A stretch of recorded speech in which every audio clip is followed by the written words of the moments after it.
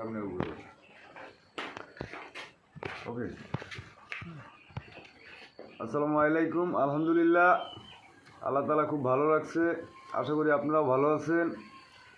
যাই হোক, আমি আজকে একটা বাচ্চা বোর্ডিং করার বিষয় নিয়ে কথা বলতে চাই, যে কীভাবে বোর্ডিং করলে বাচ্চা ইনশাল্লাহ 100% না, হয়তো 5% কমতে পারে, আশা করি ইনশাল্লাহ 100% নিতে আর একটা পরামর্শ, মানে আমি যেরকমের করি ওইভাবে দেখি ইনশাল্লাহ ভালো আছে।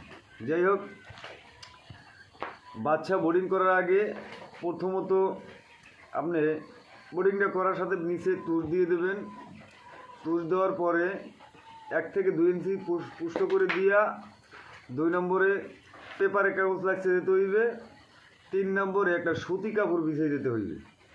3 নম্বরে সুতি কাপড়ে বিছিয়ে দেওয়ার পরে এরপরে পাখিগুলো এর ভিতরে ছাড়বেন।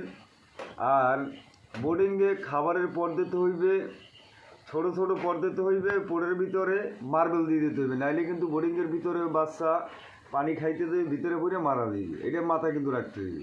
যাই হোক, আর বোর্ডিংয়ে 10 দিন একটা কোর্স আছে ঔষধের, ওই 10 দিন যদি ওই বোর্ডিংয়ে ঔষধের কোর্সটা ঠিকমতো করা হয়, আর ইনশাল্লাহ বাচ্চাগুলো আশা করি ইনশাল্লাহ ভালো থাকবে।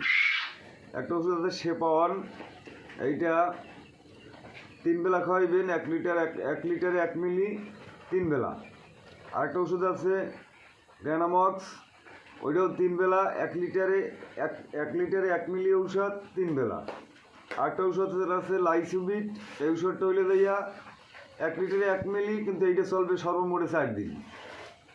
আর একটা ঔষধ আছে হইলে যে থাবিন, এই ঔষধটা হইলে যাইয়া সকাল বিকাল, এটাও 1 লিটারে 1 মিলি, এটা চলবে 10 দিন।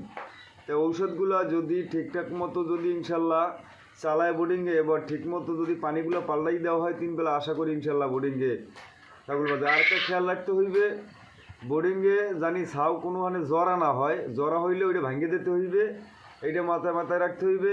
আর যাই হোক, যদি কারো 0 বাচ্চা লাগে, বা বোর্ডিং শেষের 10 দিনের বাচ্চা লাগবে, বা 25 দিনের বাচ্চা লাগবে, বা 30 দিনের বাচ্চা লাগবে, বা ডিম দিতে আছে ফিটিং পাখি লাগবে, স্ক্রিনে দেওয়া নাম্বার থাকবে, ওই নাম্বারে যোগাযোগ করলে পাইবেন ইনশাল্লাহ।